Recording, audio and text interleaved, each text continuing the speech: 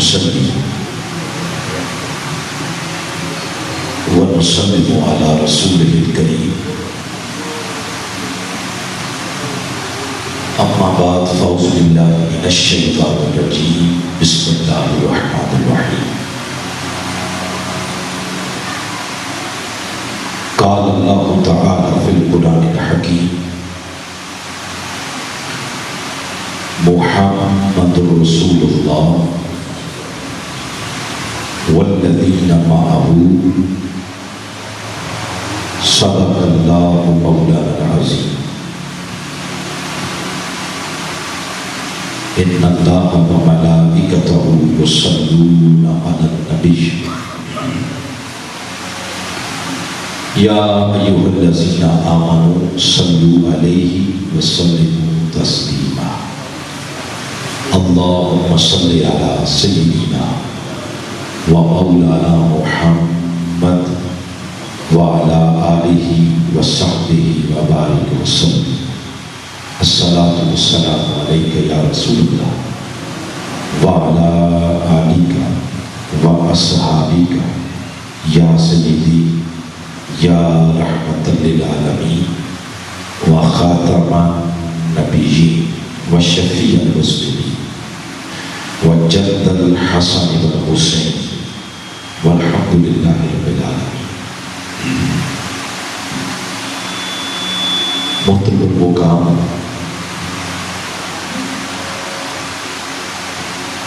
حضرت پیر سید فرزاد علی شاہ صاحب سجادہ نشین آستانہ عالیہ حاضر، محترم المقام حضرت پیر سید محمد انور حسین شاہ صاحب دعوت برکاتکم العالیہ، حضرت پیر سید شبیر حسین شاہ صاحب دعوت برکاتکم العالیہ، صاحبزادہ پیر سید کیسر عباس شاہ صاحب بخاری آستانہ عالیہ الحسینی گجر خان، جملہ سادات گرامی قدر سید حسن کاظمی شاہ صاحب، سید حبیب کاظمی شاہ صاحب، سید محبوب کاظمی شاہ صاحب، دیگر علماء کرام، بالخصوص محترم علامہ محمد جلیل قادری صاحب، فاضل منہاج یونیورسٹی، جملہ قائدین تحریک منہاج القرآن، جملہ معزز حفاظ کرام، ائمہ کرام، علماء کرام، دربار عالیہ حاضر سے منسلک دور و نزدیک سے تشریف لانے والے جملہ وابستگان، سوشل میڈیا کے ذریعے اس پروگرام میں شامل جملہ ناظرین، اللہ کی توفیق سے اور حضور اسلام کے نگاہ مبارک کے توسط سے حضرت پیر سید عالم حسین شاہ صاحب کاظمی رحمۃ اللہ تعالیٰ علیہ آپ کی عرس مبارک کی تقریب ہم سب کو نصیب ہوئی ہے۔ جتنے احباب عرس مبارک کی تقریب میں تشریف فرما، اللہ سب کو پیر صاحب کی ظاہری اور باطنی توجہات کی خیرات عطا فرمائے۔ میں شکریہ ادا کرتا ہوں حضرت پیر سید شبیر حسین شاہ صاحب جنہوں نے مجھے آج کی عرس مبارک کی تقریب میں دعوت دی ہے، محترم عرفان مغل صاحب جو اس تقریب میں وسیلہ ہوتے ہیں، اللہ کریم سب کو اپنی قربت کا نور عطا فرمائے۔ بلا تاخیر مجھے جو وقت دیا گیا ہے، سید کیسر عباس شاہ صاحب مجھے جیسا فرما رہے تھے اس مختصر وقت کے اندر رہتے ہوئے تلاوت کردہ آیت کریمہ کے چند مضامین گوش گزار کرنا چاہتا ہوں۔ ساتھ والے بھائی کدھر بیٹھے ہوئے، اس کو سمپل کریں، بالکل سمپل سا، میری جینوان آواز آنی چاہیے۔ اور ماسٹر کو رکھو، میں نے آپ کے سامنے قرآن حکیم کے 26ویں پارے سے سورہ الفتح، اس کی آخری آیت نمبر 29 یہ تلاوت کی۔ اسی آیت کریمہ کی روشنی میں چند مضامین گوش گزار کرنا چاہتا ہوں۔ میں اس کو دوبارہ تلاوت کرتا ہوں، آپ جتنے بیٹھے ہیں میرے ساتھ مل کر لفظ لفظ تلاوت کریں تاکہ آیت کے الفاظ کا نور بھی دلوں کو میسر ہو۔ پڑھیں، محمد رسول اللہ، بلند آواز سے پڑھیں، والذین معہ،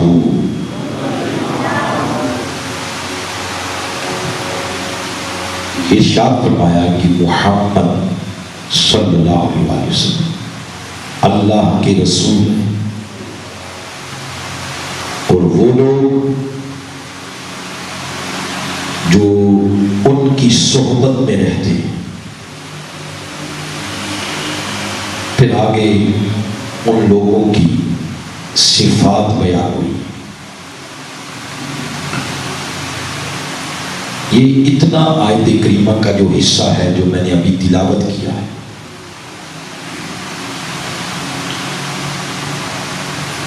اس میں سب سے پہلے ذکر ہے، یہ نہ چھیڑے، اس کو وہی رکھے نہ رکھے، گفتگو میں یکسوئی رہے، بس ادھر ہی رکھے۔ اس میں سب سے پہلے ذکر ہے حضور علیہ الصلوۃ والسلام کے ذاتی نام کا، اور وہ ہے محمد صلی اللہ علیہ وسلم۔ اس کے بعد حضور نبی اکرم صلی اللہ علیہ وآلہ وسلم کی سب سے بڑی صفت کا ذکر ہے، اور وہ صفت ہے صفت رسالت، منصب رسالت۔ اس کا ذکر کرنے کے بعد نسبت رسالت کا ذکر ہے، جن لوگوں کو حضور علیہ الصلوۃ والسلام سے نسبت رسالت کا ذکر کرنے کے بعد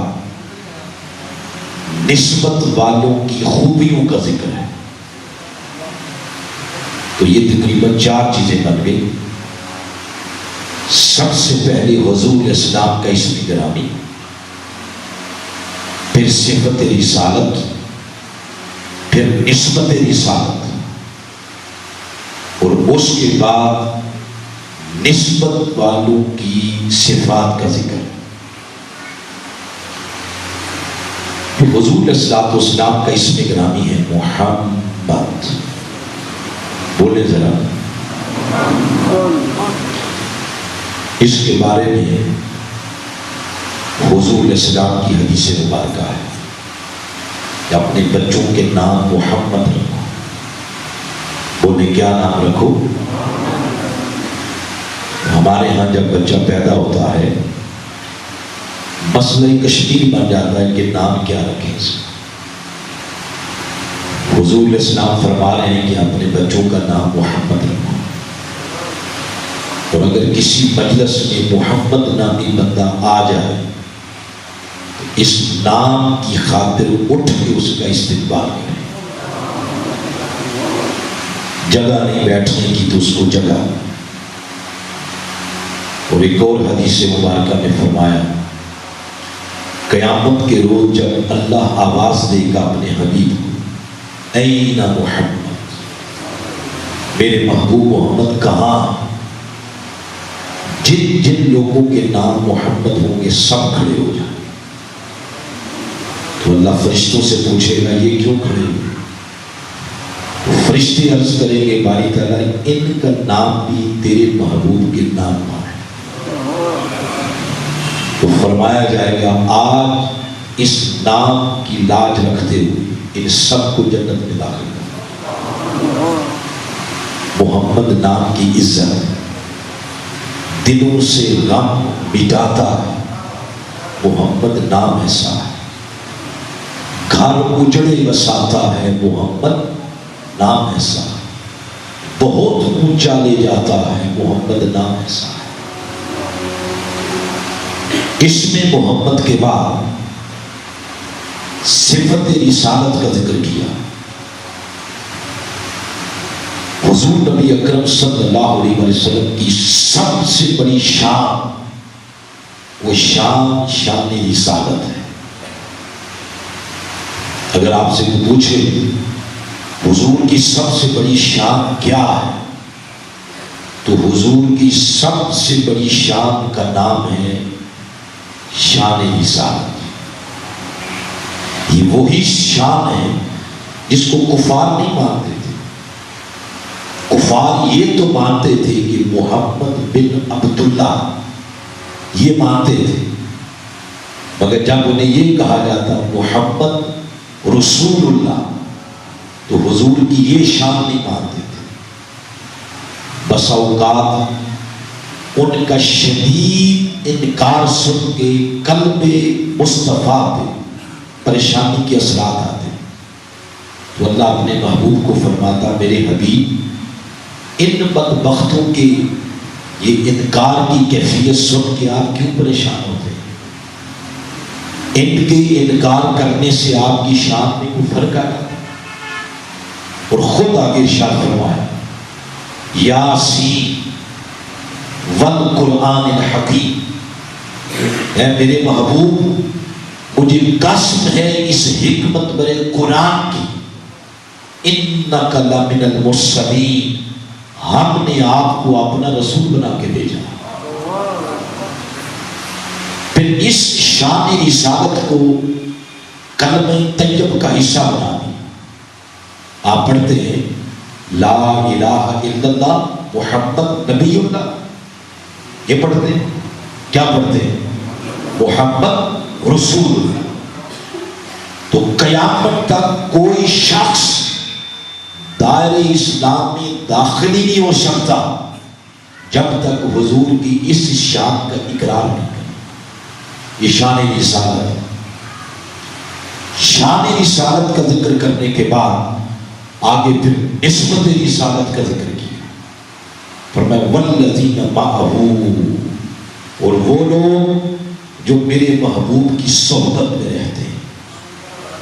اس سے مراد صحابہ کرام کون ہے بولے؟ ان کو یہ نسبت حاصل ہوئی. نسبت رسالت کا ذکر کرنے کے بعد آگے ان نسبت والوں کی خوبیاں بیان کی. پہلی خوبی بیان کی اشداء علی الکفار. خوبی یہ ہے کہ وہ کافروں پر بڑے سخت ہیں.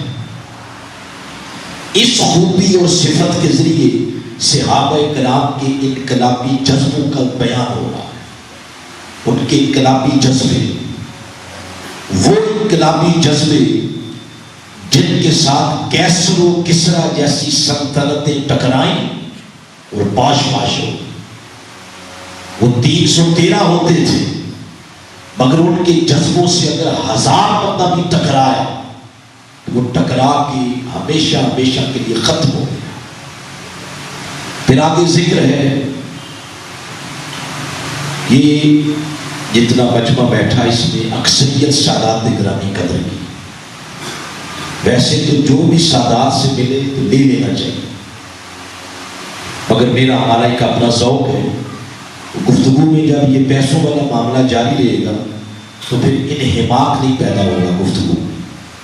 آپ سب سے گزارش ہے اللہ آپ کے رزق میں برکت دے تو آپ توجہ کے ساتھ جو دولت میں دے رہا ہوں اس کو سمیٹیں. تو اللہ آپ کے پیسوں میں برکت عطا فرمائے۔ میں آگے یہ ذکر کر رہا ہوں کہ ان کی پہلی صفت بیان ہوئی کہ وہ کافروں پر بڑے سخت ہیں، یہ ان کے جذبے جہاد کا ذکر ہے۔ پھر آگے فرمایا رحماء بینہم، اور آپس میں بڑے نرم ہیں، یہ ان کے حسن خلق کا ذکر ہے۔ پھر آگے فرمایا تراہم رکعا سجدا، تم انہیں دیکھو گے وہ ہر وقت یا حالت رکوع میں ہے یا حالت سجود میں، یہ ان کی بندگی کا ذکر ہے۔ آگے فرمایا یبتغون فضلا من اللہ ورضوانا، وہ ہر لمحہ ہر لحظہ ہر گھڑی اللہ سے اس کا فضل اور اس کی رضا کے طالب رہتے ہیں، یہ ان کی اخلاص کا ذکر ہے۔ پھر آگے بیان کیا سیماہم فی وجوہہم من اثر السجود، ان کے چہروں کی جو رونق ہے یہ ان کے سجدوں کی تاثیر ہے۔ یہ ساری صفات صحابہ کرام کی یہ بات میں ذکر کی، سب سے پہلے اس نسبت کا ذکر کیا جو نسبت ان کو حضور صلی اللہ علیہ وسلم کے جڑنے سے ملی، وہ نسبت رسالت ہے۔ تو نسبت رسالت کا ذکر پہلے اور صحابہ کرام کی اپنی ذاتی خوبیاں بعد میں بیان کی۔ میسج یہ دیا جا رہا ہے کہ جذب جہاد بھی اس کا قبول ہوگا جس کی سب سے پہلے میرے محبوب کے ساتھ نسبت مضبوط ہو، حسن خلق بھی اس کا قبول جس کا میرے محبوب کے ساتھ رشتہ مضبوط، رکوع بھی اس کے قبول جس کا سب سے پہلے محبوب کے ساتھ عشق والا رشتہ مضبوط، سجدے بھی اس کے قبول جس کی نسبت رسالت مضبوط، اخلاص، زہد، ورع، تقویٰ یہ بھی اسی کا قبول جس کی نسبت رسالت مضبوط۔ اگر نسبت رسالت میں دراڑ آ گئی، اس میں کمزوری آ گئی، تو جذبے جہاد بھی رات، انقلابی جذبے بھی رات، حسن خلق بھی رات، رکوع رات، سجدے رات، عبادتیں رات، زہد ورع کی کیفیات رات، پورے کا پورا اسلام قبولیت کے درجے پر تب قبول ہوتا ہے جب سب سے پہلے کسی کی میرے محبوب کے ساتھ نسبت مضبوط ہوتی ہے۔ اگر مصطفیٰ کے ساتھ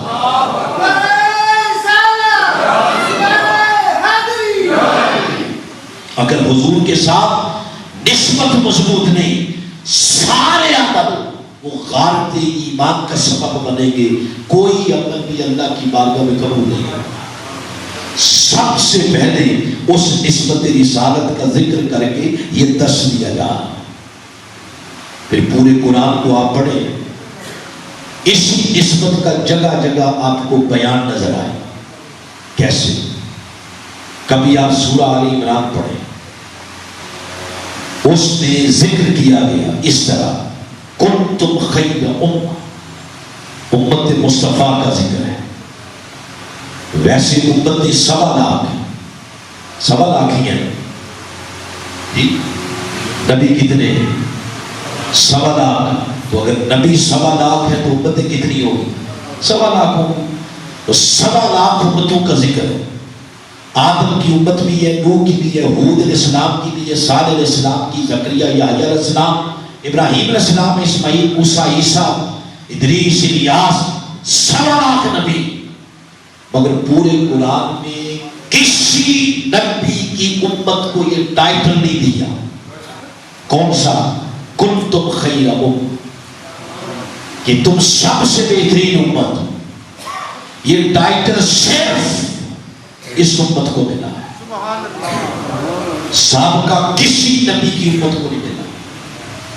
کوئی بندہ اس بات سے یہ اخذ کر لے کہ ہاں سابقہ اگر کسی نبی کی امت کو یہ ٹائٹل نہیں ملا تو ہو سکتا ہے وجہ یہ ہو کہ وہ امتیں ساری گناہگار ہیں، تو یہ بات درست نہیں۔ اور کوئی شخص یہ کہہ سکتا ہے کہ ہمیں ٹائٹل اس لیے ملا کہ ہم نیک بہت زیادہ ہیں، یہ بات بھی درست نہیں ہے۔ ہم جتنے نیک ہیں ہمیں پتہ نہیں۔ میکسیمم لوگ صبح فجر کی نماز نہیں پڑھتے، میکسیمم لوگ جھوٹ بولتے ہیں، دکانوں پہ بیٹھ کے آپ دیکھیں لوگ کم توڑتے ہیں، کم مانگتے ہیں، مگر ساتھ اللہ کی قسم نہیں کھاتے۔ نوجوانوں کا بہترین مشغلہ رات 2 بجے تک یوٹیوب پہ غلاظت دیکھنا، یہ سارے کام اس امت کے لوگوں میں پائے جاتے ہیں۔ تو ایسا نہیں ہے کہ ہم سارے نیک ہیں، اور ایسا بھی نہیں ہے کہ پچھلے سارے گناہگار تھے۔ مثلا ایک جھلک آپ کو دکھانا چاہوں گا، تو سورہ نمل کبھی پڑھیں، یہ قرآن حکیم کی 27 نمبر سورہ ہے۔ اس میں ایک نبی کی امت کا ذکر ہے، نبی کا نام ہے سلیمان علیہ السلام، ان کی امت کا ذکر ہے۔ اب ذکر سن کے اندازہ لگائیں کہ کتنے کتنے نیک لوگ پہلی امتوں میں پائے جاتے تھے۔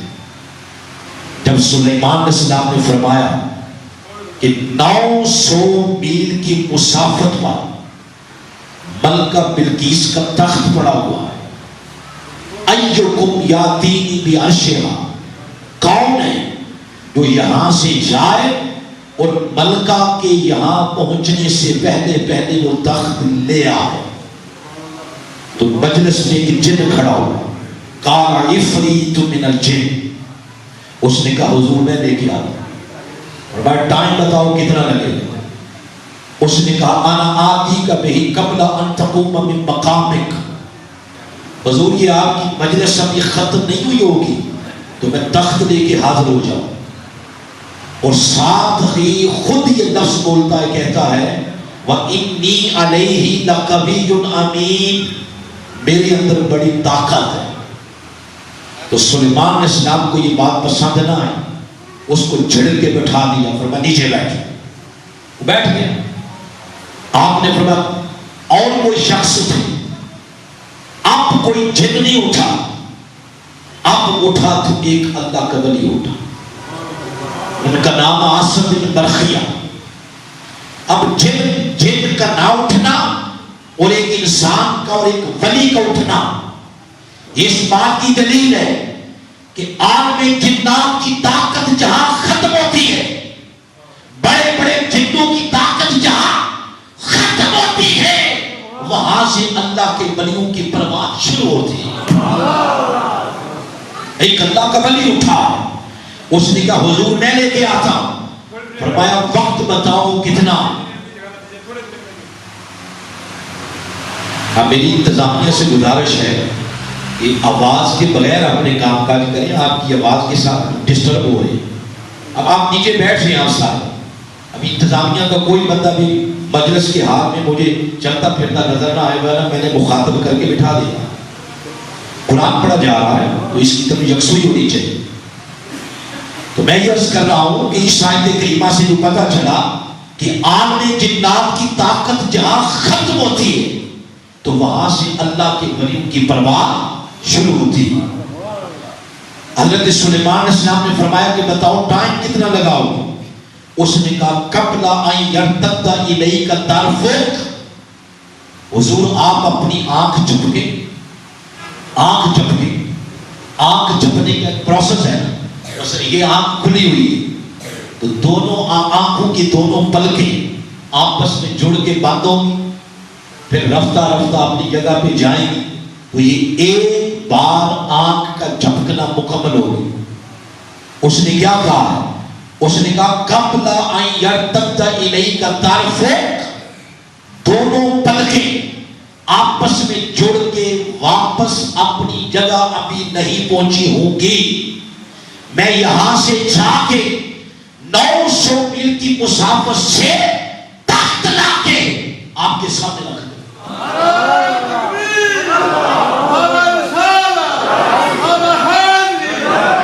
یہ نہیں کہا گیا کہ اس کے اندر طاقت بڑی تھی، اس کے بارے میں پھر قرآن یہ بیان کرتا ہے ھذا من فضل ربی، یہ میرے رب کا فضل ہے،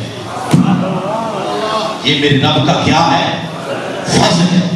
اس لیے جو سچے سچے اولیاء ہوتے وہ یہ دعوے نہیں کرتے کہ ہمارے تعویذ سے بیماریاں دور ہوتی، ہمارے دم سے بیماریاں دور ہوتی، وہ اپنے ہر عمل کو اپنی طرف منسوب نہیں کرتے، اپنے ہر عمل کو اپنے مالک کی طرف منسوب کرتے۔ ھذا من فضل ربی، یہ میرے رب کا کیا ہے؟ فضل ہے۔ اب یہ جو ولی ہے یہ امت مصطفیٰ کا ولی نہیں، یہ ولی حضرت سلیمان علیہ السلام کی امت کا، اتنا بڑا ولی، مگر اتنے بڑے بڑے ولی ہونے کے باوجود کنتم خیر امہ کا ٹائٹل اس امت کو نہیں ملا، کنتم خیر امہ کا ٹائٹل امت مصطفیٰ کو ملا۔ آپ ایک اور امت کا ذکر ہے سورۃ الکہف کے اندر، 18 نمبر سورہ ہے، آپ اس کو پڑھ سکتے ہیں۔ وہ جو چند اللہ کے ولی چلے گئے اور غار میں جا کے سو گئے، تو 309 سال کے لیے اللہ نے ان ولیوں کی خاطر نظام شمسی معطل کر دیا۔ کتنے سال کے لیے بولے؟ 309 سال کے لیے۔ سورہ الکہف آیت نمبر 12 سے لے کر 35 تک پورا واقعہ۔ وہ اللہ کے ولی جو قبر میں سوئے، اللہ نے ان کی خاطر 309 سال تک اپنا نظام بھی معطل کر دیا، نظام شمسی۔ فرمایا وَتَرَى الشَّمْسَ إِذَا طَلَعَتْ، یہ جو لفظ بولا جاتا ہے باقی دے کوئی شے ہی کوئی نہیں، یہ لفظ بولا جاتا ہے، اب اس کا جواب سن وہ کتنی بڑی شے ہوتے ہیں۔ فرمایا وَتَرَى الشَّمْسَ إِذَا طَلَعَتْ تزاور عن كهف ذات اليمين وإذا غربت تقرضهم ذات الشمال۔ وہ اللہ کے ولی جب قبر میں سوئے، اللہ نے ان کی خاطر چلتے سورج اور غروب ہوتے سورج کا راستہ ہی بدل دیا۔ اور 309 سال بعد جب اللہ پاک نے انہیں اٹھایا تو آپس میں ایک دوسرے سے بحث کرتے ہوئے کہتے ہیں کم لبستم، ایک دوسرے سے پوچھتے ہیں یارو یہ تو بتاؤ یہاں ہم کتنا عرصہ بیٹھے رہے؟ تو سب نے اپنے جسموں کی طرف دیکھا اور دیکھ کر کیا کہتے ہیں؟ کہتے ہیں لبسنا یوما، لگتا ہے ایک دن۔ دوسرے نے کہا نہیں، دن نہیں، آؤ بعد یوم، دن کا تھوڑا سا حصہ۔ یعنی 309 سال گزر گئے، مگر 309 سال گزرنے کی کوئی علامت انہیں اپنے جسم پر نظر نہیں آئی۔ اس سے پتہ یہ چلا صدیاں بھی گزر جائیں، 10 صدیاں بھی گزر جائیں، قبر کے اندر محمد کے غلاموں کا کفن بھی پیدا ہوتا۔ اور وہ دیتے کیا ہے وہ بھی سن لیں، ان سے ملتا کیا؟ وہ جو قبر والے ولی، فرمایا وہ جو کتا تھا وہ بھی ان کے غار کے دروازے کے آگے ٹانگیں پھیلا کے بیٹھ گیا۔ وَنُقَلِّبُهُمْ ذَاتَ الْيَمِينِ وَذَاتَ الشِّمَالِ، 6 ماہ بعد اللہ ان کی کروٹ بدلتا، 6 ماہ دائیں جانب ذات الیمین وذات الشمال، اور 6 ماہ بائیں جانب۔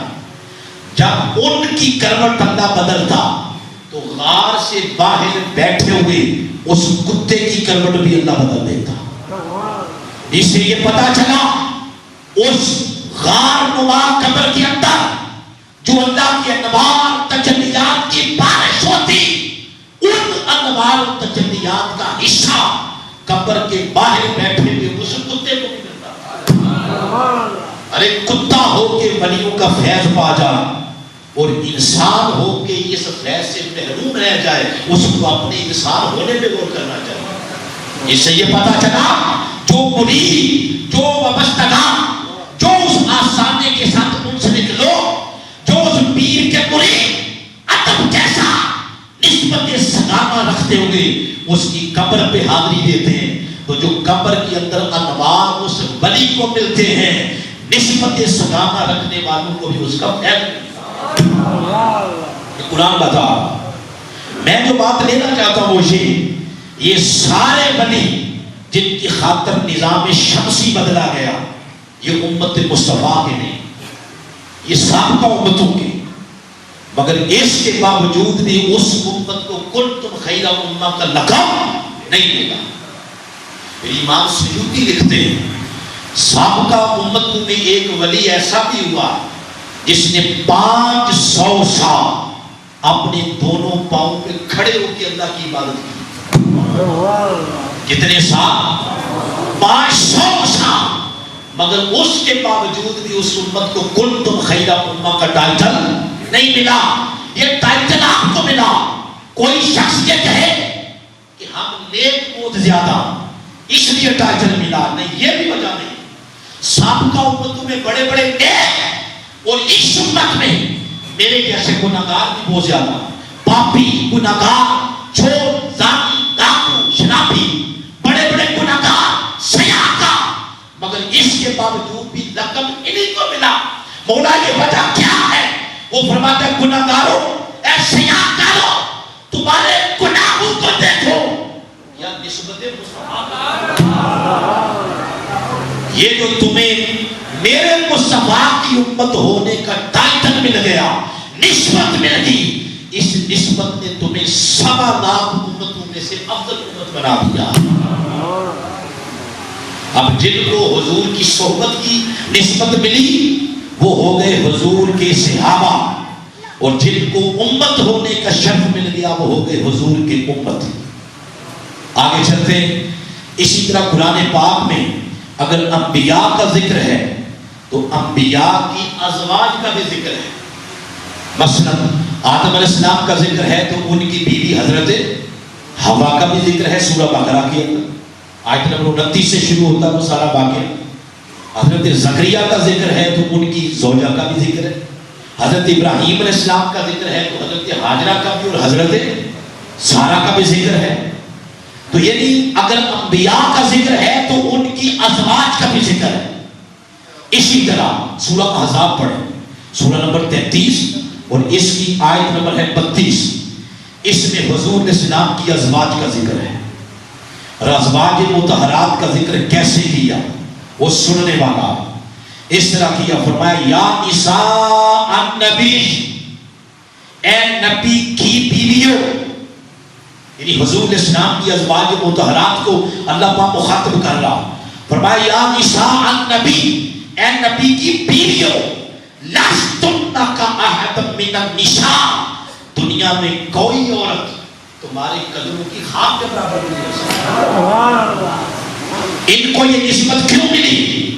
یہ نسبت صرف اس وجہ سے ملی کہ وہ حضور اسلام کے عقد میں آ گئے، وہ حضور اسلام کے کس میں آ گئی؟ نکاح میں اور زوجیت میں آ گئی۔ یہ فضیلت اس وجہ سے ملی کہ ان کو نسبت زوجیت ملی ہے، ان کو نسبت نکاح ملی ہے۔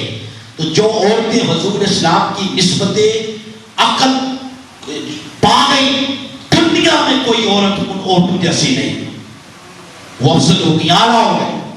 تو یہ ہو گئی حضور کی ازواج، بولے حضور کی امت، حضور کی امت، حضور کے امتی، یہ حضور کی ازواج، اور جن کو صحبت کی نسبت ملی وہ ہو گئے حضور کے صحابہ۔ اسی طرح پھر قرآن پاک پڑھیں، قرآن پاک کے اندر شہروں کا ذکر ہے، بہت سارے شہروں کا ذکر ہے، مگر کسی شہر کی اللہ پاک نے قسم نہیں کھائی۔ ایک شہر کی اس نے قسم کھائی ہے، رب ہو گئے، وہ آخری پارہ ہے، سورہ نمبر 90، سورہ بلد ہے، اس میں اللہ تعالیٰ نے اس شہر کی قسم کھائی، فرمایا لا اقسم بہذا البلد، اس شہر مکہ کی قسم۔ کیوں قسم کھائی اللہ تو نے؟ آگے جواب قسم کے طور پر ارشاد فرماتا وَأَنْتَ حِلٌّ بِهَذَا الْبَلَدِ، اے میرے حبیب قسم صرف اس وجہ سے ہے کہ اس شہر میں آپ کے قدم لگے، یہ شہر آپ کا شہر ہے۔ تو جو حضور کی طرف جس شہر کی نسبت ہو گئی اس شہر جیسا شہر دنیا پوری میں کوئی نہیں، یہ ہو گیا حضور کا شہر۔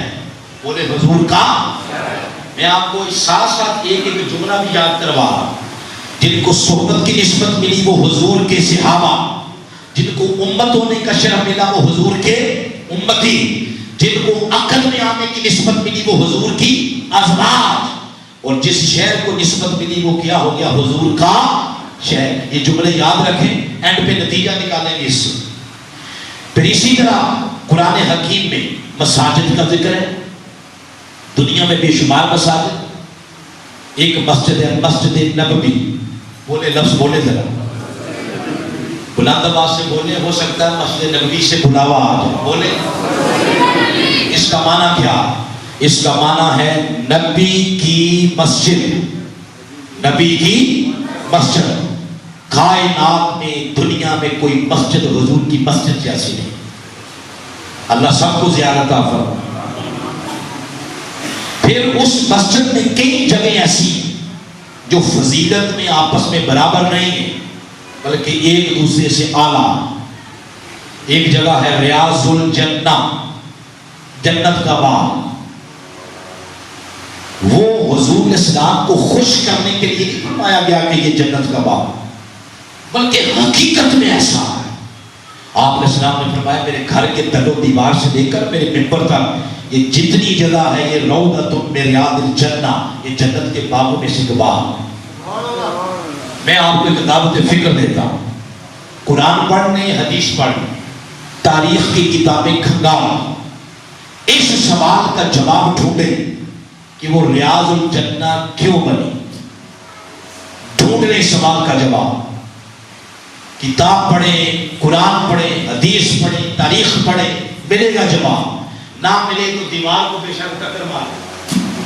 اس سوال کا ایک ہی جواب، وہ یہ: اس جگہ ایک دن میں 24 گھنٹوں میں کئی مرتبہ حضور اسلام کے قدم لگتے ہیں.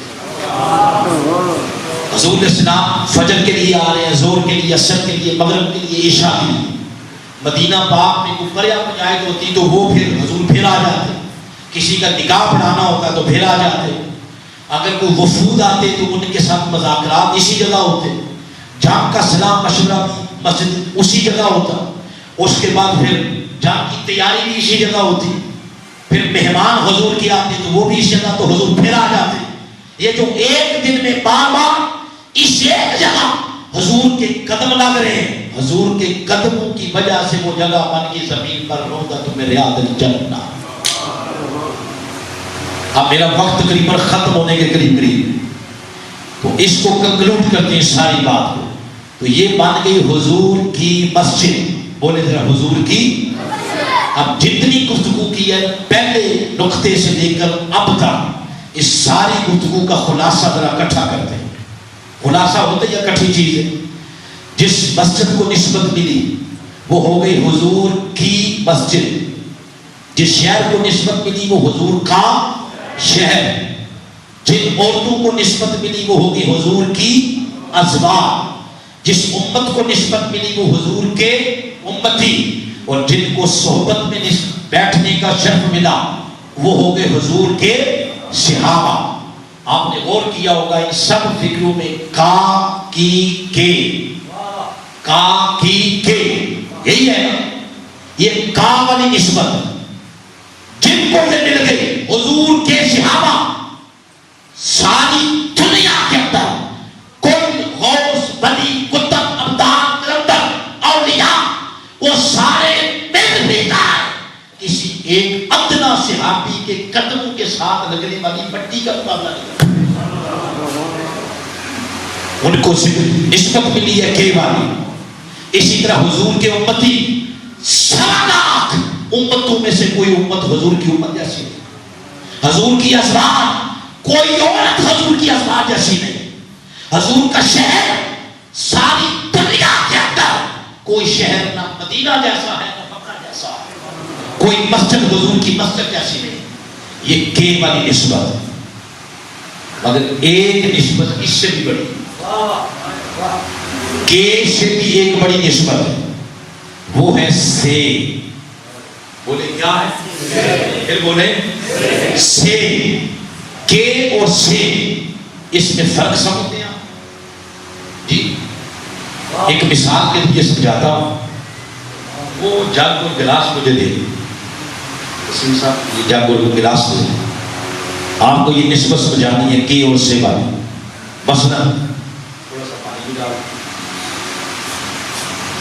اب آپ دیکھیں کہ میرے اس ہاتھ میں گلاس، اس ہاتھ میں جگ. یہ جو گلاس ہے یہ اس مائع کا ہے یا اس جگ کا ہے؟ بولے جگ کا ہے. تو یہ گلاس جگ کا ہے، اس میں سے پانی ڈالا ہم نے، تو یہ پانی جگ کا نہیں، یہ پانی جگ سے ہے، یہ اندر سے آیا، یہ باہر ہے. اگر کوئی گلاس اندر بھی رکھنا چاہے گا، عقل مند بندہ کہے گا گلاس نہیں اندر رکھتے، اندر پانی رکھتے ہیں. تو یہ گلاس جگ کا اور پانی جگ سے ہے.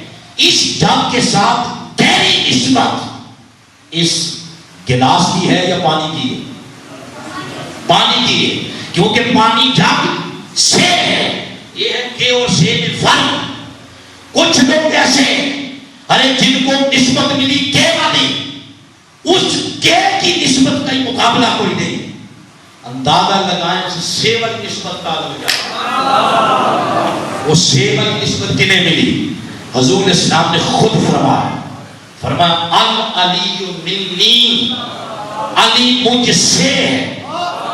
یہ جو من ہے نا، من کا معنی سے، فرمایا علی مجھ سے ہے. پھر فرمایا الحسن منی، حسن مجھ سے ہے. پھر فرمایا الحسین منی، حسین مجھ سے ہے. پھر فرمایا الفاطمہ تو بدعۃ منی، فاطمہ مجھ سے ہے. علی مجھ سے، فاطمہ مجھ سے، حسن مجھ سے، حسین مجھ سے. اور میرے آقا نے یہاں تک اکتفا نہیں کیا کہ انہیں سے کی نسبت دی، بلکہ اس سے آگے دوہری نسبت دی. فرمایا لوگوں سن لو، الحسین منی، اگر حسین مجھ سے ہے تو انا من الحسین، اے حسین سے.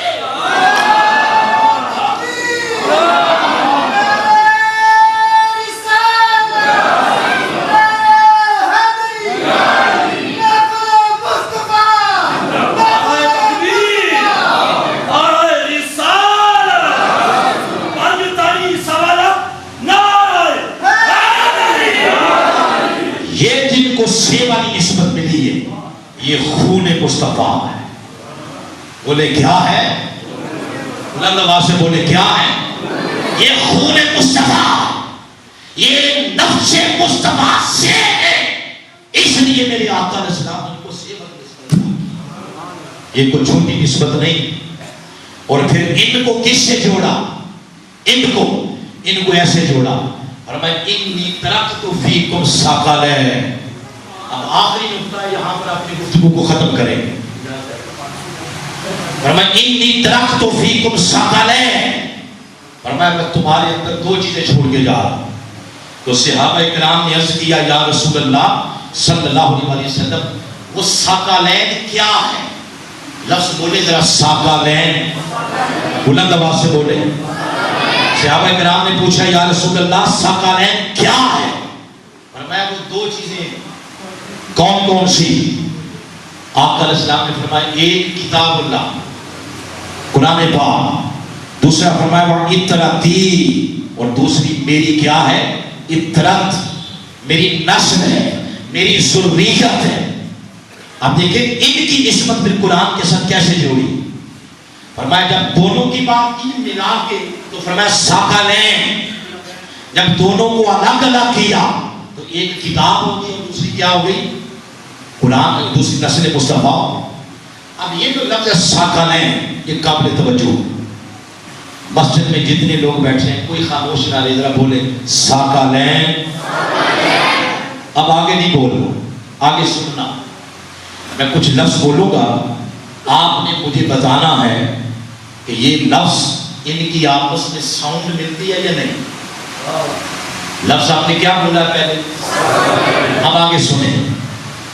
ظہرین، جیسے ہم نے بولا ثقلین، ظہرین، مغربین، نالین، سبتین، رجلین، امراتین. بتائیں ان کی ساؤنڈ ملتی ہے یا نہیں؟ ملتی ہے نا.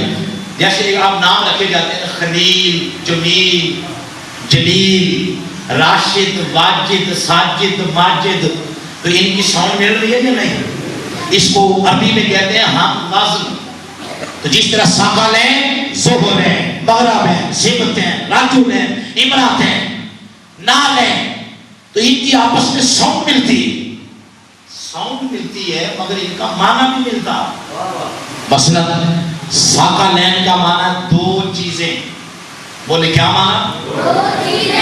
اب اگلے معنی سنیں. زہرین کا معنی دو نمازیں، مغربین کا معنی دو نمازیں، راجلین کا معنی دو مرد، امراتین کا معنی دو عورتیں، سبتین کا معنی دو نواسیں، نالین دو جوتے. تو آپ دیکھیں ان سب کے اندر دو دو دو دو پایا گیا یا نہیں؟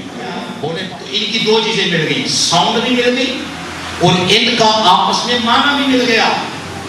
ایک اور چیز بھی ملتی ہے، وہ کیا؟ اب مجبوری ہے یہ لفظ سمجھانے کے لیے لے رہا ہوں. ویسے یہ لفظ یہاں لینا بھی چاہیے لیکن مجبوری ہے. بس ایک دفعہ بیان کرنے کے لیے اس کو کریں گے، اس کے بعد یوں سمجھیں کہ جیسے میں نے بولا ہی نہیں.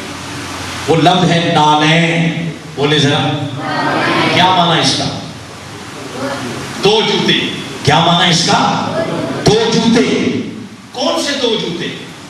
ایک میرا ہے، ایک حافظ وسیم زیدی صاحب کا ہے، ایک ان کا ایک میرا. ایک اور ایک کتنے ہو گئے؟ بے شک دو ہیں مگر نالین نہیں کہیں گے. کیوں؟ ان کے جوتے کا نمبر اور میرے جوتے کا نمبر اور. جب نمبر بدل جائے، کمپنی بدل جائے، رنگ بدل جائے، اس کا کلر بدل جائے، بے شک دو ہو مگر دو کہلائیں گے نہیں. دو تب ہوں گے جب نمبر ایک.